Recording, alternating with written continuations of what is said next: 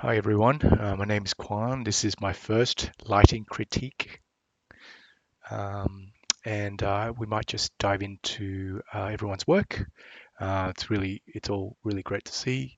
We might just start with Cora. So I see that this is a scene that's been taken from a lighting challenge of some sort. Um, yeah, so first of all, the scene looks pretty good. Um, I like that you've given the characters quite a bit of bounce because I'd imagine that um, on a day like this, like a mostly sunny day, and the sun is quite high, you'd be getting a lot of that bounce off of the water. So that sort of teal green color. And so you've gotten that onto the characters. Be good to kind of exaggerate it, Cora, if you could have a go at maybe getting some of that bounce um, uh, onto here, and maybe exaggerate it here and a little bit here, um, just where it's sort of closest to the source. I would also, because this character, this mermaid character here, has got green. It feels like there's a lot of green mixing in with the shots, and I feel like I really want to read that sunlight a bit stronger. And so, Cora, why don't you try a version where you maybe add in like a warmer. Um, it's a horrible color. Sorry. Where are we? Okay. Um, like a warmer hit on this character here. Obviously, the face as well. Um, I see that the sun's coming from roughly, you know, that it's going that way. So it'd be good to feel a little bit more on the hair here, and also I like this on the arms as well. Um, Try to use like a kind of a warmish key light, just because you'll find that because there's a lot of blue and green here, it tends to flatten out the image. But if you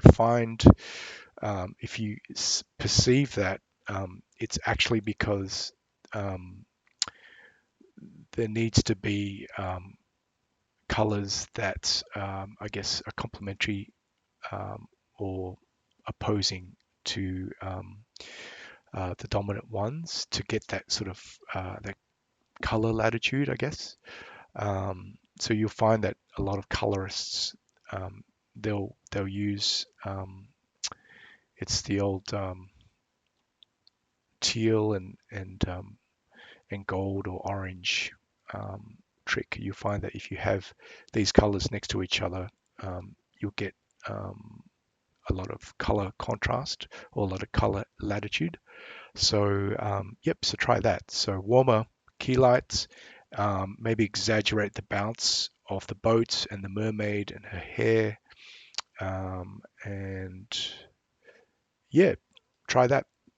Okay, thank you.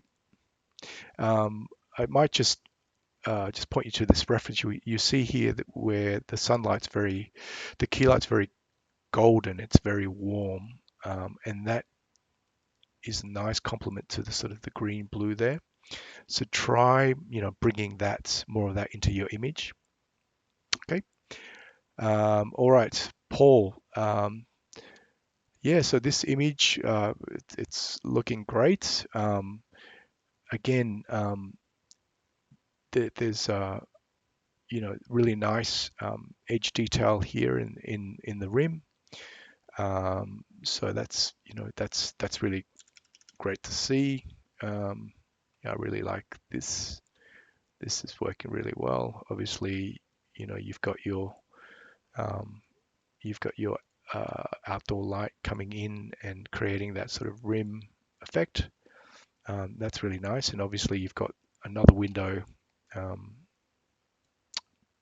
uh, behind camera, and that's providing the illumination for this side here. Um, and so that's looking great. I would maybe encourage you to um, try turning this lamp on, turn it on and see what it does. Um, I'd like to see some warm light in this room because it's really cold, and I know that it's a very dramatic moment, but I'm betting that if you turn this lamp on or contrive a light from outside this window that's warm, um, uh, I don't know whether this is like um, kind of countering what Linda, the previous critique, was telling you to do, but I'd like you to try a warm light on her key side, and maybe get it a little bit on this side, so get this kind of Rembrandt lighting on her face. So here, and then a little bit on this side, the fill side cheek, and see what it does. Um, I think you'll find that um, her her character will kind of pop from the screen because again, you've got some color latitude um, in the warmer colors, and that'll contrast with the blue in the room. You've got some nice contrast there going with her figure and the wall there. Um, yeah, so try a couple of things. Try a light from the outside that's warm, and it could be like a um, early evening kind of light that sort of bounces off this table and onto her like that. Whoop, okay. Or try turning this lamp on as a source. So you have this kind of soft, diffuse light uh, coming towards her key side, and see what that does as well. Okay, thank you. Holly, so driving scene. So I can see I'm kind of A-Bing between your before and after. I see you've got some edge wrap on the windows, and you've kind of I see you brought the exposure down by one stop. I would like to see what would happen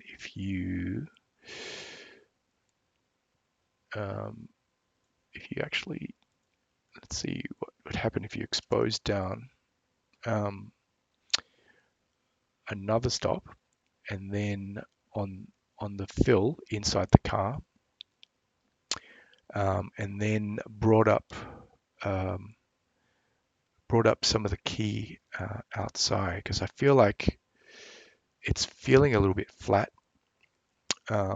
You've got some nice edge detail here on the boy from the outside. That's really nice. It'd be nice to get some of that on the girl as well, and for her as well, like right here. Um, he seems quite kind of disconnected from his seat. You'll find that if you look at the reference, there is like some sort of, I guess, like ambient occlusion going, where it sort of the characters kind of sit into the seat a little bit better. Try running an ambient occlusion pass where you just have him on the seat, just to get him to just to kind of tie him into the scene a bit more, because he feels like he's just to me he feels like he's sort of cut and pasted onto the scene. So that's a little bit of integration work. Um, I like I like what you've done here with the key. Um, but overall, I'd like to see a little bit more. contrast in the key to fill ratio. So if you, let's see, what would happen if you know, brought it down, brought the inside of the car down a little bit more, and then you may not even need to bring up the key. It may just be a case of just, bringing down the levels inside. This might be a little bit too dark, but you'll see there that immediately you kind of read the key a lot more easily. Be nice to get some auxiliary lights that just kind of etch out a little bit more detail in the shot. Like some edge rims here, here, here. Maybe a little bit on her knuckles, perhaps, just to kind of get more contrast and pop in the scene. And yeah, see how you go. But it's coming along really well. I would bring these highlights on the guy, the eye whites down. Maybe they're they feel a tad bit glowy. She might be okay, but he definitely feels too glowy. All right. Okay, Dipali. Okay, so again, you've got key direction here coming from the back, behind. So that's a very cinematic key position. You'll find that in a lot of movies. The characters are lit from behind. If you watch Michael Bay movies, I worked on a Michael Bay, not Michael Bay. Who's the other guy? Anyway, it's the key coming from behind characters is a very cinematic kind of gesture, lighting gesture. So that's really cool. Again, you find that, and in this reference shot too, there's a lot of green bounce, and I find that it tends to, if the scene is all kind of blue green, it tends to flatten out. So I'd like you to maybe bring up the key light, a warm key light, and go a little bit exaggerated on the color, and you'll see that it'll probably hit a face and chest and leg here, like so. You'll probably feel it in his arms. His hat's kind of occluding his face, but maybe you could cheat something around.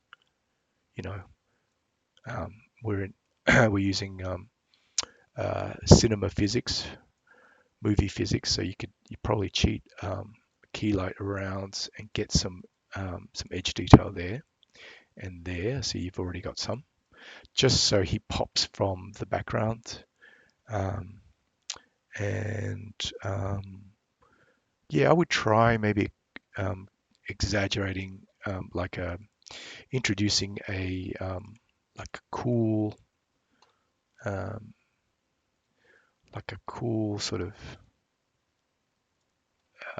bounce light here and here, just to kind of shape the characters a little bit more. But all in all, it's looking pretty good. I feel like it's a little bit, it's probably a little bit too contrasty. I feel like if you maybe lifted, maybe if you have an IBL or some sort of dome light or a fill light in there, maybe bring that up.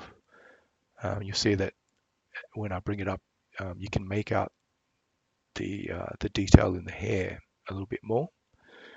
Same here, and then that can kind of give you the rationale to kind of push in some more light into the scene. some more key lines just to get edge detail there. Alrighty.